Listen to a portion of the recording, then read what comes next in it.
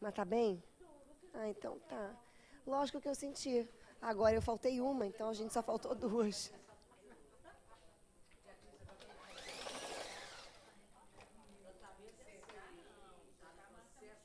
Oi? Vamos secar. Seca e cresce. O quê?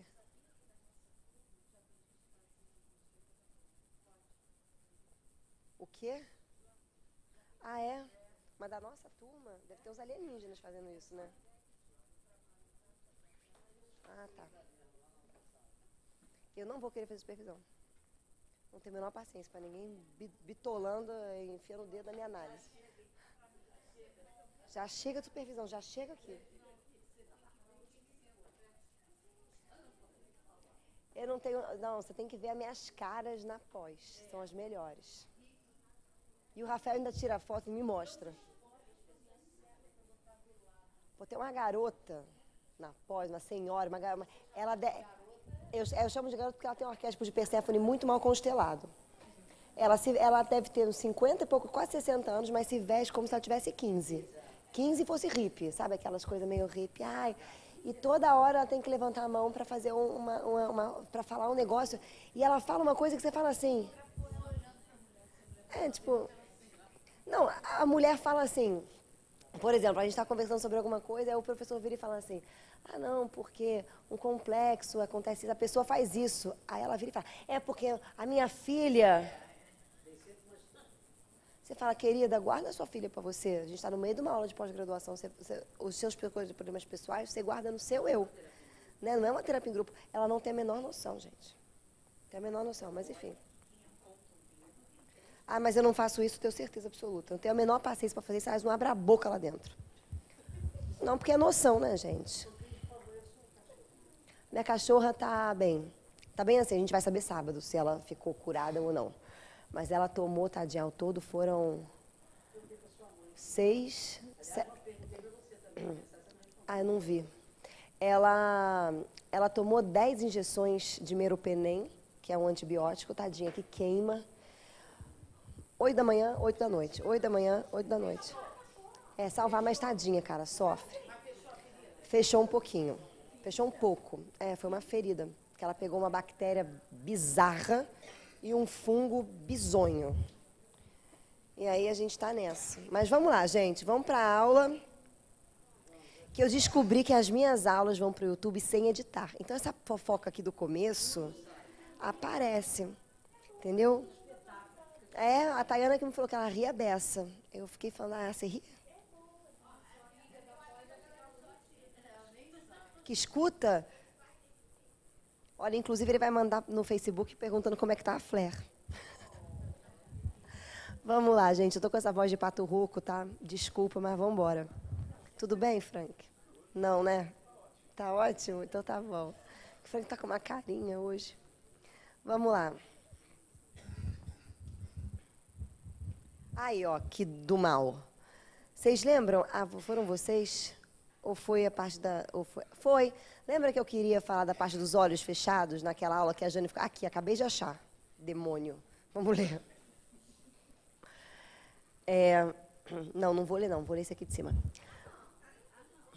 Não, gente, tá? É bem-aventurados que têm os olhos fechados, capítulos bem-aventurados que têm puro coração. Vou aqui, ó. Meus bens amados, são chegados os tempos em que, explicados, os erros se tornarão verdades.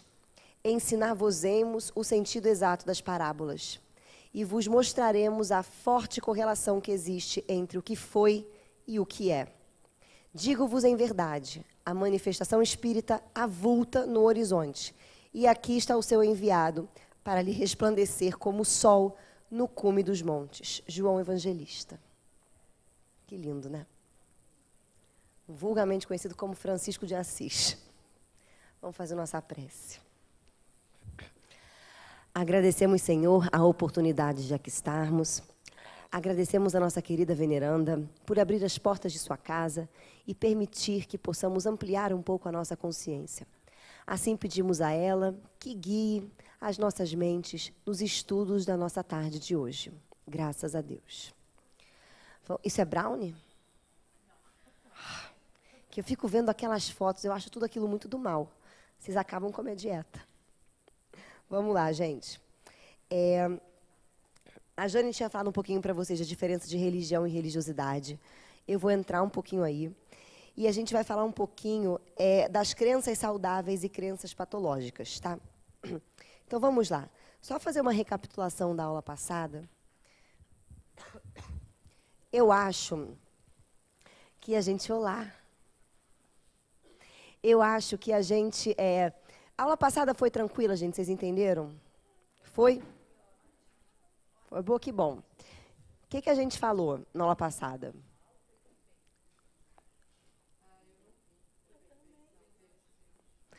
A gente falou das visões de Deus e a gente explicou que, em verdade, o Deus pelo qual nós estamos falando aqui o tempo inteiro é um Deus o quê, gente? Vocês lembram? Isso. Um Deus monista. O Deus monista, ele tem duas qualidades que são essenciais para a gente poder entender. Uma qualidade, ele é imanente. O que é ser imanente? Significa que ele está, dentro de. Dentro em tudo, ele está imanente, em tudo que existe. A palavra existir, ou seja, ele está imanente em tudo que existe, significa ser colocado para fora de, ser manifesto, sim? E ele também é transcendente, exatamente, transcendente, que significa além de, ou seja, ele é tudo que existe, mais aquilo que ainda vai existir. Por isso, ele é infinito, certo? E aí a gente chegou na conclusão que, em verdade, Deus poderia ser colocado para a gente como uma lei. Lembram? Deus não é uma pessoa, Deus não é aquilo que é certo, aquilo que é errado. Deus é uma lei. O que é uma lei? Gravidade é uma lei. Você pode fugir da lei da gravidade? Nem se você quiser, concorda comigo? Você pode burlar a lei da gravidade? Pode? Dá para burlar a lei da gravidade? Não dá para burlar. Ah, mas e aquelas experiências que a pessoa fica lá na NASA flutuando? Aquilo é uma criação que é feita pelo homem, certo? Para que a gente consiga isolar o quê? A gravidade. Mas, apesar disso, existem forças que estão mexendo aonde ali. Então, o que eu estou querendo dizer para vocês? Que lei é essa que Deus é? Deus, para a gente, como Ele não é uma energia, como Ele não é uma pessoa, como Ele não é uma correlação de coisas certas, como Ele não é o bom e nem o mal, Ele simplesmente é o bom e é o mal, é o bem e é o ruim, é. A outra face de Deus, que não é a face boa, é o que a gente chama de diabo. Como assim? Quando Deus promove uma tsunami, que face ele está usando dele? Ah, legal, né, gente? Porque tsunami é uma coisa super tranquila. A onda vem, você se prepara na tua prancha, vai nadando numa tranquilidade, né? Tranquilo. Ok. É para o mal. Então, o bem e o mal estão aonde? Juntos, tá? O melhor desenho que a gente pode representar para isso é o desenho, né, do que a gente chama do Yin e do Yang, né? Que a gente tem aqui os dois lados, e um está contido em outro. É isso que é Deus. E que lei é essa que Deus representa para a gente? A gente deu um nome para essa lei, que era a lei de equilíbrio. Então, eu vou dar um exemplo aqui para a gente. É como se Deus fosse essa bola. Tá? E ele cria coisas dentro dessa bola. Tá? Ele cria aqui uma estrela, ele cria um coração, ele cria um triângulo, ele cria um outro círculo, ele cria um quadrado. Beleza. Quando esse círculo, esse quadrado, essas coisas que estão aqui não têm vontade própria, elas simplesmente funcionam de acordo com a lei. Os animais são isso. Animal não tem ego, animal não tem eu. Animal sempre está em contato com a lei, sempre está em contato direto com Deus. Animal não tem karma, Animal não tem ego. Animal não tem consciência. Ele pode ter vontade de comer um bife acebolado que está em cima da sua mesa. Ele pode ter vontade de brincar com a bolinha dele. Ele pode ter vontade de receber um carinho, mas ele não tem consciência. Portanto, por ele não ter consciência, ele não pode desequilibrar o todo. Foi, gente? Beleza. A partir do momento que esta bagaça ganha consciência, ganha um eu, ela passa a ter o quê, gente? Vontade e passa a ter o quê? Um ego. Aí começa o problema, porque aí ele vai começar a pensar, ele vai começar a tentar entender esse todo que ele está imerso, ele vai começar a criar, isso é certo, isso é errado, isso pode, isso não pode, sempre vai tentar criar, ser o bonzinho e não ser o malzinho, ele vai sempre tentar dar uma resposta para esse todo que funciona na vida dele. Toda vez que ele não está de acordo com essa lei, o que acontece com isso aqui? Ele vai tentar desequilibrar o todo, mas o todo é Deus. Ele vai conseguir desequilibrar Deus? Então, se ele faz um movimento de desequilíbrio, Deus reequilibra. Como é que ele reequilibra? Mandando um tsunami, mandando uma sogra do mal para você, mandando um marido do demônio, mandando um irmão capeta, mandando um... Ele vai, ou seja, aí vem o que o Espiritismo diz de lei de causa e efeito. Mas perceba que essa lei de causa e efeito não é pontual. Ela é de âmbito universal. Então, a gente vai dar um nome para essa lei de causa e efeito, que vai chamar a partir de hoje sincronicidade. É aquele princípio da teoria do caos. Uma borboleta bate a asa. Aqui, um tufão acontece no Japão. Ou seja, tudo tem que estar concatenado, tem que estar em equilíbrio para isso acontecer. Então, Deus, a partir desse momento para a gente, é simplesmente uma lei do equilíbrio. Isso é amor. Amar é você fazer duas coisas. É você dar direito a você de ser quem você é e dar direito ao outro de ser aquilo que o outro é, e dentro disso tudo existir um equilíbrio. Então, a gente acabou com essa ideia de que amar o outro é você ficar passando a mão na cabeça dele. Porque, às vezes, o consolo que eu dou para o outro é um desequilíbrio. Como assim é um desequilíbrio? Às vezes, vamos supor, o seu filho é mimado. Sabe aquela criança mimada, chata, insuportável? Que ela chora por qualquer coisa? O seu filho fez alguma coisa na escola, os amiguinhos da escola brigaram com ele, aí ele chega chorando em casa para você. Ai, mamãe, foi muito horrível, meus amigos da escola não falam mais comigo. O que você fez, meu filho? Botei fogo na sala de aula. Aí, quem vai gostar dessa criança? Só a mãe. Aí a mãe, em vez de educar a criança, fala assim, bem feito. Sabe por que você perdeu os amigos? Porque você tem uma cabeça e não usou. Você tem que pensar. A mãe faz o quê? Ai, tadinho, eu tenho que amar meu pimpolho. Tem que amar e destruir a vida dele depois, né? Porque ele vai ser um retardado. A verdade é essa. Então, gente, o que a gente começa a colocar aqui? Que para a gente entrar dentro dessa lei de Deus, a gente tem que estar dentro de um equilíbrio. Sim, é a lei de equilíbrio, é a lei do todo. Deus é isso, por isso que Deus é. É o quê? É a harmonia disso. E quando a coisa está em desarmonia, ele gera uma outra energia para reharmonizar. É isso, gente. A lei de Deus está presente dentro do seu corpo. Sabe como é que chama? Homeostase. Homeostase. O que é homeostase? É a tendência que o seu corpo tem de buscar sempre o quê? O equilíbrio. É porque você não fez medicina. Homeostase. Com H, isso. Então, vamos dar um exemplo aqui. Quando você está com febre, por que a febre aparece? Para combater alguma coisa que entrou no lugar que não devia entrar, certo? Equilíbrio. É o seu corpo buscando o equilíbrio. Então, significa que o seu corpo vai fazer certas mudanças que aparentemente são desequilibradas para poder reequilibrar aquilo que se desequilibrou. É igual suar. Quando você sua por quê? Porque Deus quer que você tenha futum? É para afastar o amigo alheio? Oi?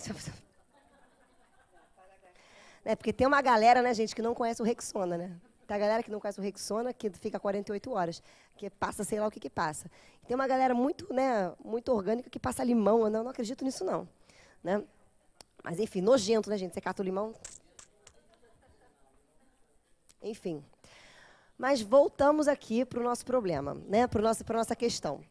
Foi, gente? Foi? Por que a gente sua? Porque a gente tem que voltar ao nosso ponto de equilíbrio. A temperatura tem que se reequilibrar. Então, você sua. Mas suar é agradável? Quando você está suado, você fala, gente, que gostosinho. Aqui quer um pouco?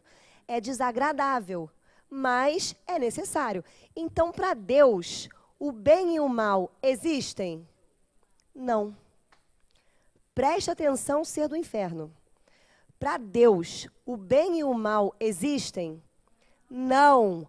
Para Deus, a única coisa que existe é a tendência de tornar tudo ao equilíbrio. Como ele vai fazer isso, vai depender de um grande todo que está aqui. Então, isso é importante para a gente. Porque a partir do momento que você, ser humano, começa a pensar aqui dentro, você começa a achar que algumas coisas que existem são o quê? Fala para mim. E que outras coisas são o quê? Não. Não existe. Não, não existe demônio. Não existe demônio. Não, tudo isso é dentro da gente. Porque, olha só, vamos explicar o que é, então, é o demônio, o que é isso que a gente fala. Se para Deus não existe o bem ou o mal, Deus é esse exemplo aqui, gente. Esse exemplo é ótimo. Porque quando eu olho para o lado preto, eu acho dentro do lado preto o quê? O branco. E quando eu olho para o lado branco, eu acho o preto dentro do branco. Então, tudo está em tudo, em equilíbrio. Não existe divisão entre bem e mal. Para Deus, tudo é neutro, tudo é válido. E Deus vai usar essas coisas que Ele tem para poder organizar e arquitetar sempre o equilíbrio. Foi isso, gente? Beleza, então vamos começar a entender. Aí quando você, que é um ser da treva, começa a pensar e olhar para esse mundo que você vive, você começa a fazer a primeira coisa que Jesus mandou você não fazer, né? E você vai e faz. Você começa a julgar. E aí você começa a dividir certas coisas que você acha que são e coisas que você acha que são. E aí você, dentro disso tudo, não consegue entender que tudo é neutro, que tudo depende. Você simplesmente fica achando que certas coisas são boas e certas coisas são ruins. E aí, como você vem de uma ancestralidade, de uma história cultural, de uma história humana, onde o homem sempre pensou em Deus, e Deus tem várias faces, você vai ver Deus na face de Zeus da mitologia. Zeus não era bonzinho, Zeus não era fofo, Zeus não era o ursinho carinhoso, certo? Aí você vai ver que Zeus botava para quebrar quando não tem que quebrar. Se você pegar a mitologia indiana, você vai ver a mesma coisa. Não tem um Deus completamente fofinho. Eles guerreiam entre si, corta a cabeça um de um, tá com um elefante na cabeça do outro, que é uma maravilha, certo? Ótimo. Você vai ver Jesus trazendo um Deus que a gente não entendeu e a gente acha que esse Deus é o quê? Bonzinho. Que esse Deus é fofinho, que esse Deus é um ursinho carinhoso. E aí começa a doença que a gente cria. Porque a partir do momento em que vem uma pessoa iluminada e você não entendeu o que ela disse, e a gente acabou de ler isso no Evangelho, né? E a gente não entende o que ela disse, e a gente começa a achar que Deus é um ursinho carinhoso, que Deus não tem essa neutralidade, que Deus não usa o mal para o bem para o mal, né? Sempre o mal para o bem, que Deus não usa sempre para buscar o equilíbrio. Eu começo a dizer que certas coisas não são o quê? De Deus. Então, para essas coisas que eu julgo que não são de Deus, porque eu não entendi o que é Deus, eu chamo que essas coisas são de quem? Do tinhoso. Do tinhoso, do caprioto, do demônio, da besta, do meia-meia. Certo? É isso. E aí eu vou falar um negócio para vocês. Essas coisas que você pensa que são do meia-meia-meia, tá? Que são da besta, que são do demônio, sabe como que elas ficam dentro de vocês? Alguém falou.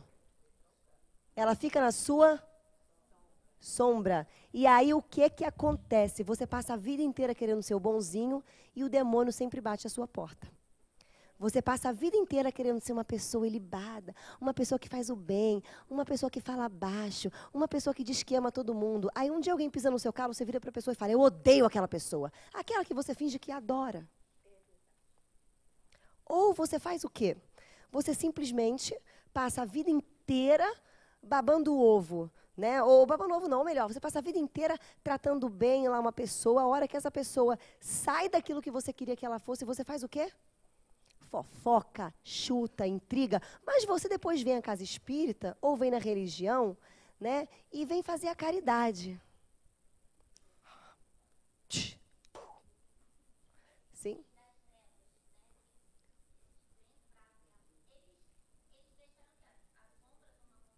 É.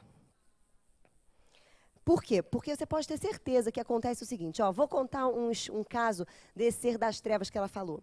Imagina, eu vou pegar um caso de André Luiz, tá? Um caso de André Luiz fantástico. Um pai adota um filho. Eu vou tacar o sapato em você. Um pai adota um filho, e isso vai ser bom, porque para Deus tudo é neutro. Um pai adota um filho e cuida daquele filho com todo carinho, com todo amor, dá tudo para aquele filho. E o pai, né, tem bastante dinheiro, enfim, é um paizão na avenida ali aonde, né? Sernambetiba, maravilhoso. Um pai maravilhoso. Um dia esse filho cresce adotado, chega para ele com uns 8 anos e fala assim, pai, eu quero a minha parte na herança. Aí o pai fala assim, mas não, filho, que está louco? Não precisa disso. Você tem a sua, tudo que é meu aqui é seu, eu estou te auxiliando, patatá, patatá. Esse filho não entende, não resolve, e o que ele faz com o pai? Mata o pai. O que acontece com esse pai? Ele que tentou a vida inteira ser um bom pai, fazer boas coisas, ser bonzinho, educar o filho da melhor maneira, com certeza, esse filho, para ele chegar para o pai adotivo dele e falar assim, pai, quero a minha parte na herança, com certeza não foi bem educado, né? Tá sem noção, tá sem respeito, né? Mas, teoricamente, na cabeça daquele pai, ele foi um bom pai. E aí o filho mata ele. O que acontece com esse pai no plano espiritual? Começa a obsediar o filho. Isso está em André Luiz, Livro Ação e Reação. Ele é tomado pelo seu lado, pela sua sombra, por aquilo que ele não teve coragem de fazer em vida. Talvez ele não teve coragem de fazer em vida isso para o filho. Porque as pessoas que têm um histórico de abandono, elas têm um ranço, que se chama complexo de abandono, onde elas vão fazer sempre o outro abandoná-la a elas, para que elas possam continuar achando que elas são abandonáveis, né? Então elas vão sempre espizinhar o outro, fazer alguma coisa para o outro falar, você é insuportável. Quando o mito da sua vida, quando você tem um mito na sua vida, e você acredita que você é uma pessoa insuportável, invejosa, rancorosa, raiventa e difícil, você vai sempre fazer coisas que comprovem essa crença para você mesmo. Você vai se auto-boicotar. E é isso que, com certeza, esse filho devia fazer. E aí o pai, porque tinha peninha do filho que tinha um complexo não resolvido, em vez de ele botar um filho para resolver o problema dele, o que ele fazia? Cedia ao complexo do filho. E o filho continuava com aquele problema, certo? Então, de alguma maneira, ele foi um bom pai ou ele foi um pai que não percebeu o que tinha que ter sido feito? Não percebeu. E por quê? Porque nós temos muitas crenças de que nós temos que ser o quê? Bonzinhos. Aí vem o nosso problema religioso. E aí você percebe, você quer ver uma coisa? E isso é um estudo e é fato. Sabe qual é o maior índice de sexualidade desregulada? Aonde essa sexualidade desregulada aparece? Religião. O maior índice de casos de sexualidade, de abuso, de pedofilia, de estupro, de problema extraconjugal, de adultério, acontecem dentro das religiões. Olha que bizarro. Porque as pessoas entram para a religião e elas acham que o que é sujo? Sexo. E aí elas começam a ver essa vida maravilhosa, ilibada, porque você não pode fazer sexo para dar paz, você não pode fazer sexo para ir na mesa mediúnica, você não pode fazer sexo para o tratamento de cura, você não pode fazer sexo porque você vai receber o tratamento de cura, você não faz sexo nunca. Nunca. Porque o sexo é impuro, gente. E se você descer aqui na livraria, você vai ver 900 livros que falam o quê? Sexo e consciência, sexo e vida, sexo não sei o quê, e só desgraça. Só desgraça. O único espírito que eu vejo que fala que o sexo é uma coisa muito maneira, muito legal, que você tem que tomar consciência dos benefícios do sexo, é Joana de Ângeles, no livro Despertar do Espírito, capítulo Função Sexual. Você lê ajoelhado. Você chora e descobre, não sabia que era isso. Ou no livro Evolução em Dois Mundos, aonde você vai ver. E ela fala isso, só que todo mundo aqui é castrado. Aí sabe o que acontece?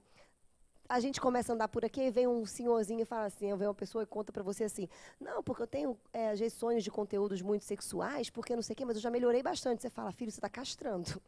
Você está castrando, esse troço está na sua sombra e te visita durante a noite. Ou seja, a gente começa a não perceber que nós temos certos problemas, porque a nossa crença é uma crença doente. Da Joana é sublimação da função sexual. Está no capítulo Violência e alguma coisa, se eu não me engano, do livro Despertar do Espírito. Adorei o David. O David. Amei, gente. Vou só fazer. Oi? Vem de trás. Você quer ver uma coisa? Uma vez eu fui num casamento de uma pessoa espírita. A pessoa espírita quis casar na igreja porque, né, a avó dela ia morrer se ela casasse fora da igreja. Aí eu fui no tal do casamento. Sentei na primeira fila, de frente para o senhor padre. O senhor padre começou a falar uma coisa muito bonita, patatá, patatá, patatá, e aí que ele vira e pergunta assim, você é temente a Deus? Aí as pessoas, sim. Aí ele começou a perguntar para as pessoas, você é temente a Deus, minha filha? Você é temente a Deus, minha filha? E ele apontou para quem? Você é temente a Deus? Eu falei, claro que não. Aí ele parou assim. Aí o menino que estava do meu lado falou assim, diz que você é. Eu falei, mas eu não tenho medo de Deus. Eu não temo a Deus, não sou temente a Deus. E aí o padre ficou meio desconcertado e continuou falando o sermão dele, né? Porque não estava dando muito certo. Você quer ver outra coisa? Gente, é muito louco. Domingo eu fui numa... Eu contei isso aqui, não sei, da Igreja Batista. Eu fui numa igreja evangélica, que, né, a tia do meu namorado quis que ele fosse, não sei o que, a gente foi. Aí chegamos lá, sentamos, não sei o que, e o pastor, né, é um pastor que é considerado super, sabe, tranquilo, legalize, um pastor, né, light, não é aquele pastor que bota a mão na tua cabeça e desprende o demônio de você, é um pastor tranquilo, né, não fervoroso. Aí nesse dia não se sabe o que aconteceu, o pastor, foi o único dia que eu fui. Qual o tema que esse demônio escolheu? Demônio. Diabo. Aí ele começou. Aí eu sentada, ele começou. Porque o diabo vai te tentar, e patatá, patatá. E eu olhando, com o olhar, né, da psicologia, tudo que a gente está aprendendo aqui, eu olhando como que ele se relaciona com a face de Deus que está na sombra dentro dele mesmo. Como que ele tem as castrações, como é que funciona, eu achando aquilo o máximo. Eis que o pastor vira e fala assim, agora levanta. E eu estava super né? Super na ginástica. Levanta, louva a Deus, canta. Até fiz uma dancinha para uma música lá que a gente fazia assim, né? Dancei, eu li a letra. Eu estava, né? Comi o pão, bebi o vinho não que é carboidrato, né? E aí a gente fez aquele troço todo, uma maravilha, linda, né? Tava super... Ai, quando ele falou assim, você que está aí, vem para cá. Aí eu levantei, todo mundo levantou. Eu falei, epa, vamos embora. Ele, vem aqui que eu vou libertar as amarras do demônio. Eu sentei, falei, eu não quero que ele me libere da barra de ninguém. Aí ele começou a falar assim, vem, vem. A igreja inteira levantou. Ficou eu sentada, o meu namorado e uma aleijada. Aleijada mesmo. Que não podia levantar, que estava com as duas pernas quebradas. Com as pernas na cadeira. Aí ele grita, mas ela estava assim, né? E eu, com a mão lá para libertar não sei do quê. Aí ele falava assim, porque eu já me libertei das amarras do demônio. Eu falei, se esse homem conversar comigo 5 minutos, eu vou demonstrar por A mais B que ele não se libertou da amarra. Aliás, só por ele estar fazendo isso, ele não está liberto. Porque ele está dividido. E quem está dividido não está na lei de... Tá ou de um lado ou do outro. Aí eu fiquei quieta, sentada, aí ele virou e falou assim, vem, e começou, ele encheu tanto o saco, que ele viu que a gente não ia, teve uma hora que ele falou assim, porque você que continua sentado, eu tenho pena de você, porque a arca de Noé está fechando e você vai ficar. Aí eu olhei assim para o Rodrigo e falei, Rodrigo, pegue sua boia, né? Aí o pastor já... Aí libertou as amarras, as amarras caíram, e né, uns choram, né, tem uns que ficavam rodando assim. Eu falei, gente, muito doido. E aí, bem, libertou as amarras, mas ele ficou mordido, né? Aí, na hora de sair, cumprimentou todo mundo. Você cumprimentou você? Nem eu, porque eu tô com a amarra do demônio. E aí você fica olhando, isso é uma crença doentia. Porque por mais que a pessoa pare de beber, pare de usar droga, pare de fazer sexo, pare de não sei o quê, pare de falar mal do outro, ela não entendeu que não é isso. Se você pegar o Evangelho segundo o Espiritismo, você vai ver num capítulo que está dizendo assim, a gente não sendo perfeito, a gente pode ver o erro do outro? O que os espíritos respondem? Sim. Aliás, seria um absurdo você só ver o lado bom das coisas. E, aliás, você tem que mesmo ver o erro do outro. E é um dever da mais alta caridade, quando você puder, e ter com ele em particular, para falar sobre isso. Está escrito ali. Oi? Aí eu não fui, não, porque se eu fosse, ele ia botar a mão na minha cabeça, eu ia falar que ia estragar meu cabelo, minha escova. Eu não fui, não. Não, gente, não.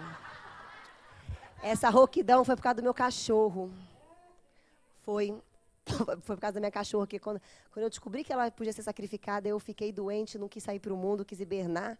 E aí a consequência disso é isso. Porque minha cachorra é meu xodó, é emocional total. Mas poderia ter sido, né? Eu podia ter dado umas tapas nele, mas não dei, não.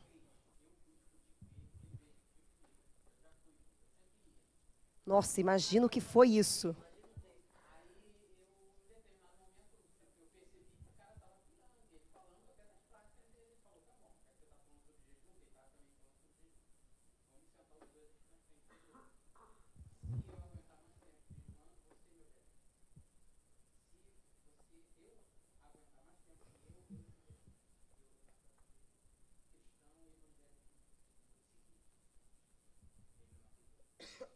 É lógico. É lógico, meu bem. Mas você sabe o que acontece? Na hora em que uma pessoa que está separada encontra, sem falar, sem conhecer, uma pessoa que não está não separada, sabe o que acontece com essa pessoa separada? Pira. Pira. É como se o inconsciente dela, é como se a consciência, ela recebesse uma cartinha assim, ó, na porta da consciência.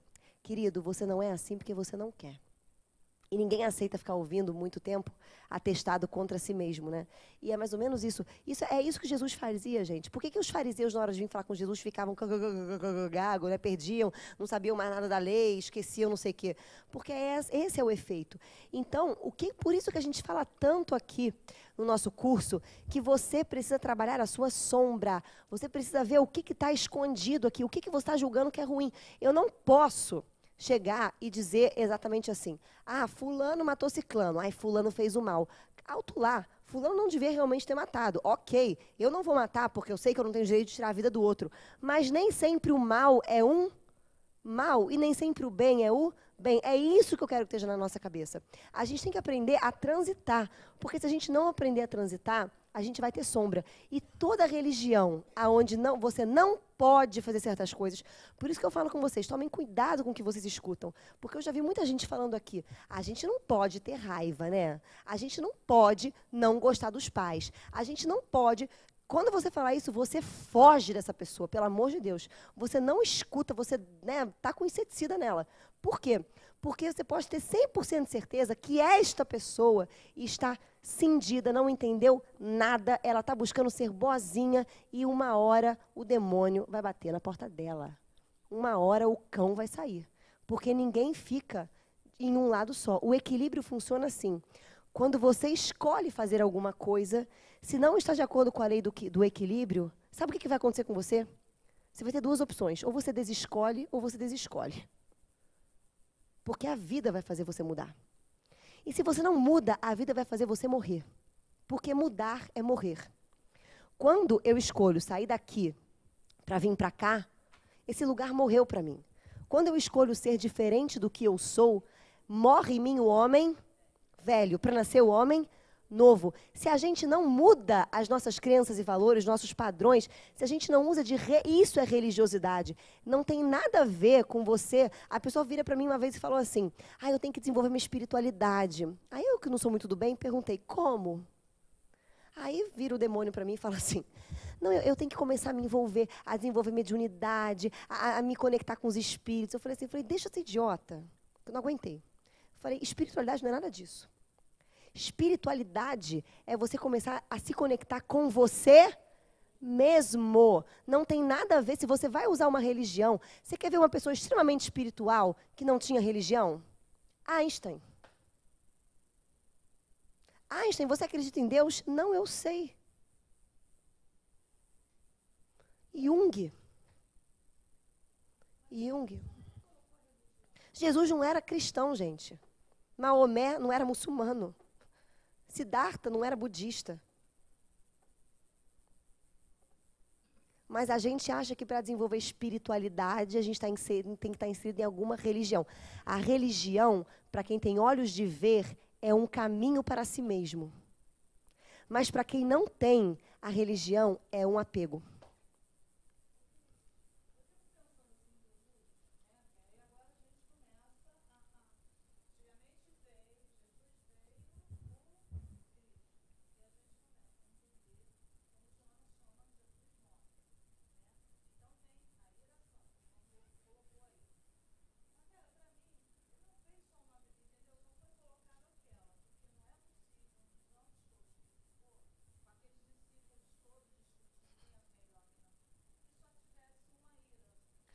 Gente, sim, lógico. Quando ele chama Pedro de Satanás, tem várias, gente. Vocês querem ver uma coisa? Olha só aqui para a gente poder entender. Quando você começa a entender que o problema não está na ira, o problema não está na raiva, não no medo, o problema está do que você faz disso e como você equilibra disso, do apego que você tem à raiva. Porque quando você está com raiva, você está com seu ego ferido. E você sabe por quê? As pessoas não fazem esse caminho. Elas não fazem isso. Exemplo, eu estou no trânsito, vem um debilóide, né, e me fecha. Aí eu fico como? Pode falar como é que você fica. Seu isso, seu aquilo, eu quero que você morra, seu idiota, seu estrupício. Você manda a pessoa, você xinga a pessoa, que ela vai ter xingamento para 5 encarnações. Daquela mais 5, ela vai ouvir xingamento, certo? Mas você não sabe porque você se irritou. Ah, porque ele entrou na minha frente. Tá, e o que isso te diz de você? Ah, porque é o meu egoísmo. Não, você está no raso, nadando de boia para não se afogar ainda. Não, não. Egoísmo não é isso. Egoísmo é quando você cultiva um estado no qual você não consegue transcender, ir além. É isso.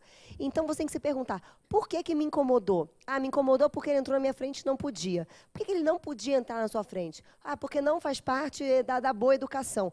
E daí que não faz parte da boa educação? Se ele for um perturbado, por que isso te incomoda? E aí você vai chegar, você vai descobrir que, na verdade, você se incomoda quando o cara do trânsito te fecha porque você não tem poder.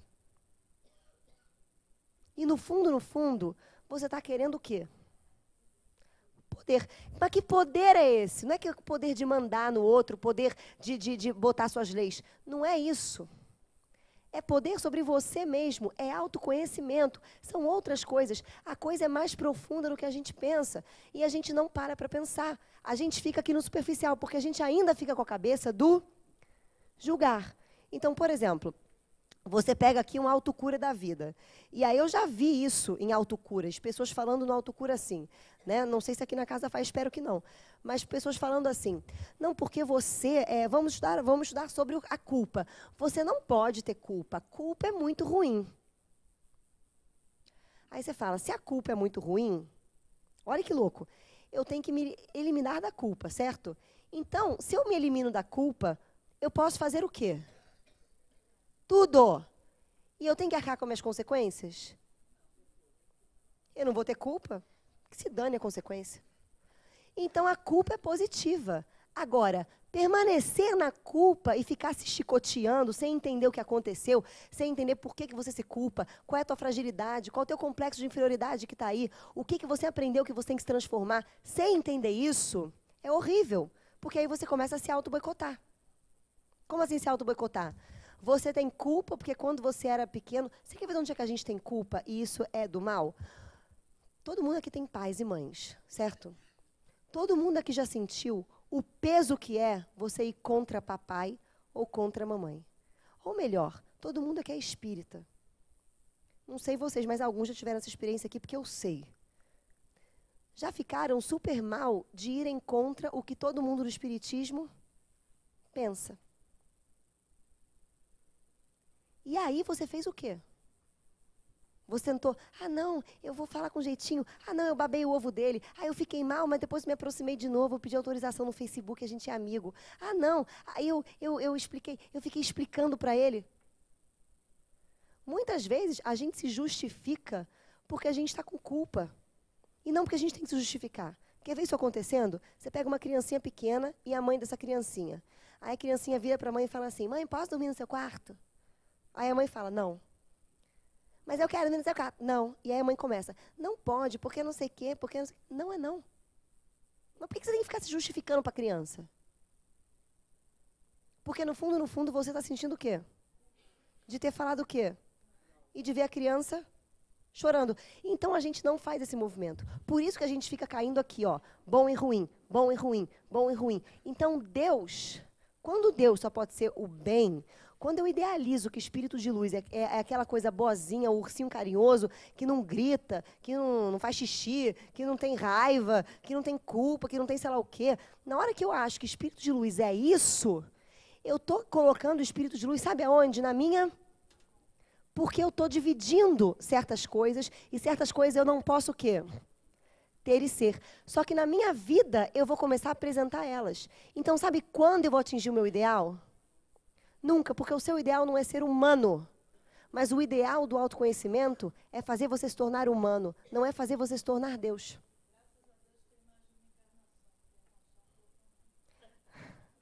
Dá conta, sim. O problema é que a gente tem que, o que a gente tem que fazer, é o que Jesus fez. Jesus, por exemplo, quando ele encarna, você acha que Jesus foi uma pessoa tranquila da comunidade ou ele foi um rebelde? Pois é, com causa. O problema é que a gente se rebela sem causa. Exatamente. Então, você vai ter que se rebelar. Por isso que Jesus tem um capítulo, o capítulo que eu mais gosto no Evangelho é o estranha moral. Que Jesus começa a falar, odiai o vosso pai e vossa mãe. Aqui você fala assim, cara, peraí, como é que funciona esse negócio? Então, se eu não começo a refletir na religião que eu professo, e isso aqui não vira padrão para mim, qualquer crença que eu tiver vai ser horrorosa. Sabe por quê? Porque essa crença vai me condicionar a ser uma coisa que eu nunca vou alcançar. E eu vou ter um eterno chicote na minha mão, me culpando por não ser aquilo que eu deveria ser, e que é utópico, e que nunca vai ser alcançado. A gente aqui tem uma distância tão grande desse conhecimento de Deus, que a gente precisa fazer prece para Jesus, confundindo Jesus com Deus. Mas Jesus nunca fez isso. Jesus, ele se relacionava com quem? E se ele é o nosso exemplo, isso é Joana que diz, se Jesus é seu exemplo, você tem que se pautar por quem? E por que a gente ouve aqui dentro as pessoas falarem assim, não, mas é Jesus, Jesus está dando luz da gente, a gente não pode se comparar com Jesus, a gente não sei o quê. Olha que loucura. Então a gente tem que começar a refletir.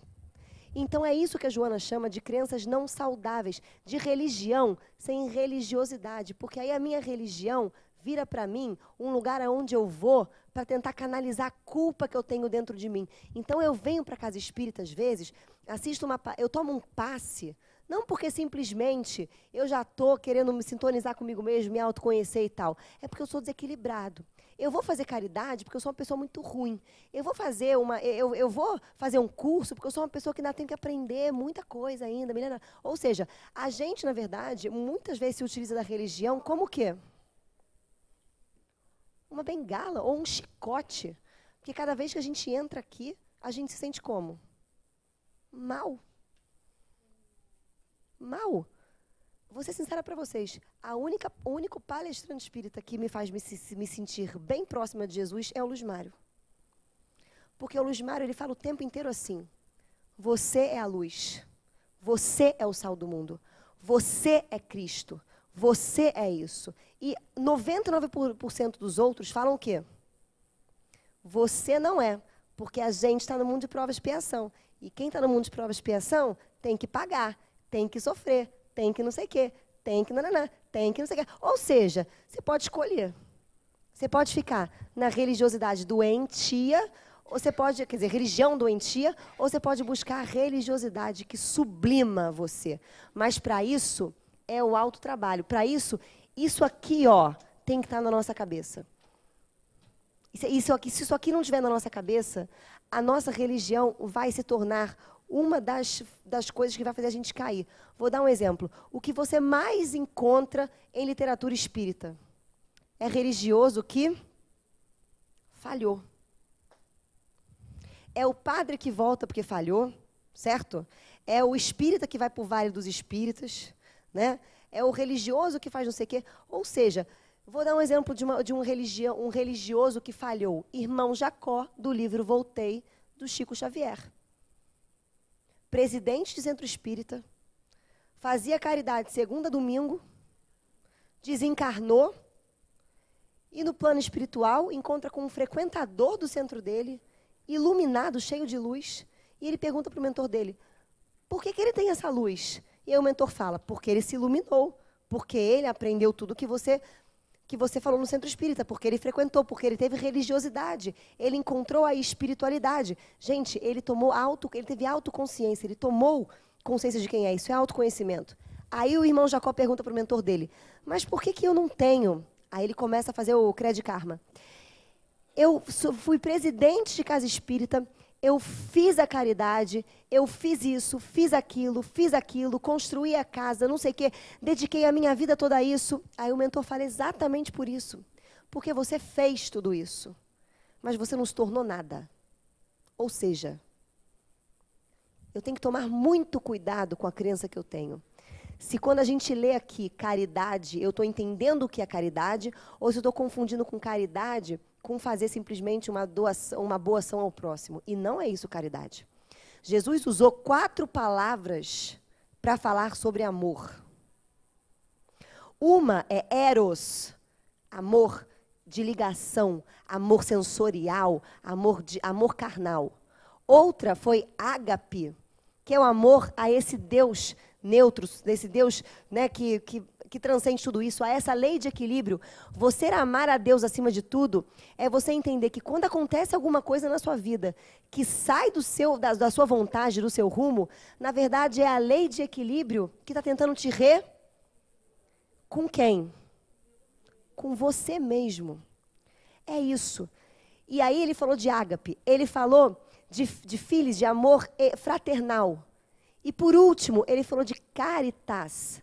Caritas, que é caridade, é amor em ação. Se Deus é a lei do equilíbrio, sim? E Deus é amor, amor é o quê? É o equilíbrio. Então, para você poder estar em equilíbrio com todo, você precisa de o quê? Autoconhecimento. Então, caridade, caritas, é quando o seu self e o seu ego, o seu eu real e o que você pensa que é você, estão alinhados. Porque quando eles estão alinhados, qualquer ação que você fizer dentro desse todo vai ser uma ação de equilíbrio. Mas se você não está alinhado, se você é uma perturbação humana, se você não tem autoconhecimento, qualquer ação boa que você fizer aqui pode ser um desequilíbrio. Ou pode ser um equilíbrio, aí você soma um karma bom. Foi, gente?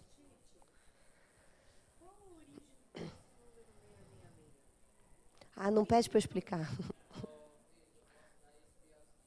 Pai, obrigado. Então, diga. Sim, João.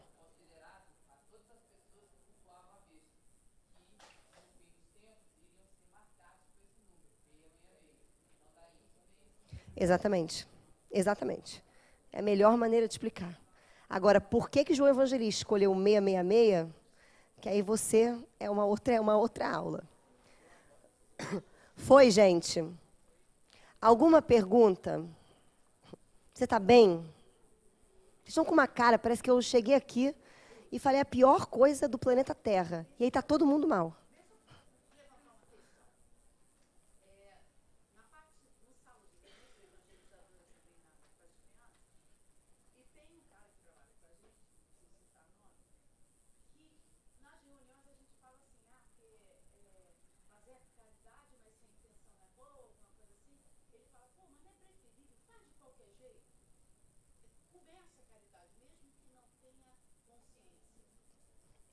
Gente, olha só. Caridade foi o que eu expliquei para vocês. Trabalho de assistência ao próximo, que é o que a gente faz aqui e chama de caridade, mas não é, é outra coisa. O que é o trabalho de assistência ao próximo? É a ajuda que eu levo ao próximo. Essa ajuda que eu levo ao próximo, eu estou falando para vocês não fazerem porque não tem nada a ver com a caridade? Não. Eu estou dizendo para você não confundir esmola com caridade. Eu estou dizendo uma coisa que está no Evangelho. Caridade material e caridade espiritual. Caridade espiritual, que é o que está no Evangelho, que é a que você tem que cultuar dentro de você, é o autoconhecimento para que qualquer ação que você faça seja uma ação de equilíbrio. Caridade da esmola não é que você não tenha que fazer, porque senão você vai estar como? Você tem que fazer, mas você tem que tomar cuidado com o que você faz, porque se você faz caridade sem consciência, a tua ação boa pode ser no futuro uma ação má. Então, aí vem, então eu não devo fazer porque eu não sei o que eu estou fazendo? Como é que você aprende uma coisa que você não sabe? Obrigado. Fazendo. E aí tem um outro detalhe. Para que serve essa caridade que eu vou acabar fazendo ao próximo? Porque se eu não tenho autoconhecimento, eu não consigo me enxergar, a única maneira de eu me enxergar é no outro. Quando eu vou fazer um trabalho de auxílio ao próximo, se eu tiver com a caridade espiritual na cabeça, eu vou ver quem no próximo? A mim mesmo. E é vendo a mim mesmo no próximo, como assim?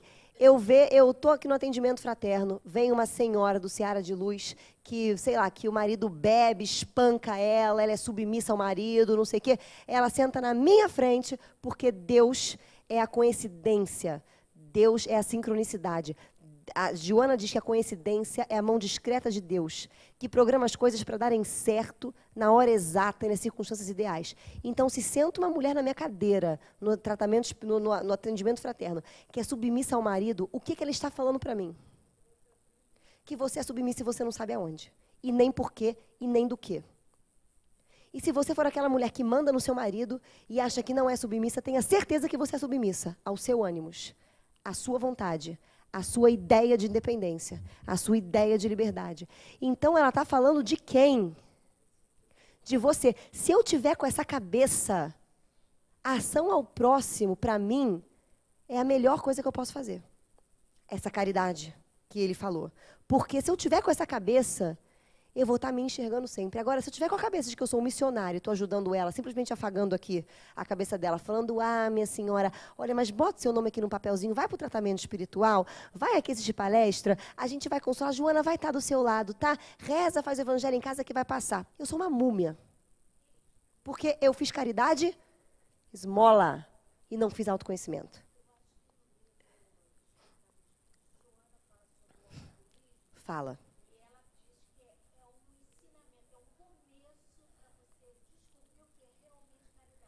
É isso, adorei. É um começo para você descobrir o que é realmente caridade. Sabe por quê? Porque vai ter uma hora, você vai se abrindo. E por quê?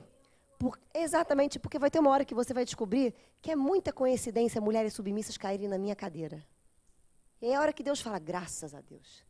Ô demônio, estou te mandando mensagem todo dia, você está aí botando no lixo do correio, né? E é isso que acontece. Então a gente precisa estar refletindo sobre isso. Será que a gente para pensar sobre isso? Será que vocês pararam para pensar por que a instrutora de vocês de psicologia espiritual sou eu? Com as minhas qualidades? Com a minha ira, né? A minha questão de eu sou muito mais uma pessoa intensa. Vocês pararam para pensar o que isso fala de vocês? Alguém já parou para pensar? Porque ao mesmo tempo que esse meu jeito pessoas gostam, tem gente que abomina. E você pode ser uma do outra. Talvez você goste e não bota para fora. Talvez você não goste porque é errado, ela é demais, ela é não sei o quê. E você não bota outras coisas para fora. Fala de vocês, eu estar aqui em cima. E vocês estarem aí embaixo me perguntando isso, falam de mim. Porque se eu nunca na minha vida tivesse encontrado isso aqui, sabe quando que eu ia dar uma aula para vocês, onde vocês iam pelo menos entender o que eu estou falando? Nunca. Nossa aula ia ser vazia. Porque quando você não fala de verdade, da sua alma, você não cativa as pessoas. Porque você é vazio. Foi, gente. Mas é verdade, gente. Tudo que eu estou falando aqui para vocês, se eu não vivi, pensei antes, eu sou uma idiota. E, de fato, é isso. Então, a gente só pode falar ou passar alguma coisa. E quando eu não sei alguma coisa, eu falo para vocês, não sei. A gente estava tendo aula de livros espíritos, me perguntaram, como que o princípio evolui? Eu falei, não sei, não tenho ideia. Não me lembro, entendeu? E ponto. Então, a gente tem que começar a ter esse pé no chão, certo? Então, viver, e isso aqui é legal, a gente sair daqui, por exemplo, e começar a sintonizar com Deus, que simplesmente é o equilíbrio, e ver ele acontecendo no trânsito. Ver ele acontecendo no mar. Ver ele acontecendo dentro de você, do seu corpo. De tomar contato com essa energia do equilíbrio dentro de você. Se você fizer isso, a aula que você assistiu aqui já foi ganha para o resto da sua eternidade. Se você conseguir sentir isso, e isso é indizível, simplesmente você vai sentir com uma intuição dentro de você, com uma certeza. E a partir desse momento e desse dia que você disser isso, nunca mais diga que você acredita em Deus se alguém te perguntar. Diga que você sabe. Porque agora você sabe. Foi, gente? Vamos fazer a nossa prece. Resolveu o problema do demônio? Por isso que eu falo, tá no inferno, abraça o capeta. Integra, meu filho, junta esta coisa, entendeu? Não fica evangelizando o capeta, entendeu? Porque o capeta não vai ser evangelizado, o capeta só é amado quando você bota ele dentro de você, quando você integra. Foi, gente? E não mude a natureza do capeta, porque o capeta de vez em quando é bom. Vamos lá. Agradecemos, Senhor, a oportunidade bendita de aqui estarmos. Agradecemos a vida. E agora nos voltamos para Ti. E pedimos, Senhor, que possamos ver-te, ouvir-te, sentir e viver em Ti, com consciência. Pedimos que guie os nossos passos, que a sincronicidade seja para a gente uma luz que nos leva a esse caminho para dentro, para achar você em nós. E assim possamos ser um contigo. Pedimos a Joana que nesse trajeto possa nos orientar os passos como setas que nos guiam o pensamento, a emoção, o coração e a vontade de sermos humanos. E assim, Senhor, pedimos, não nos deixe que nos afastemos de Ti, nem por um só momento. Agora e sempre, graças a Deus. Obrigada, gente. Até quinta que vem.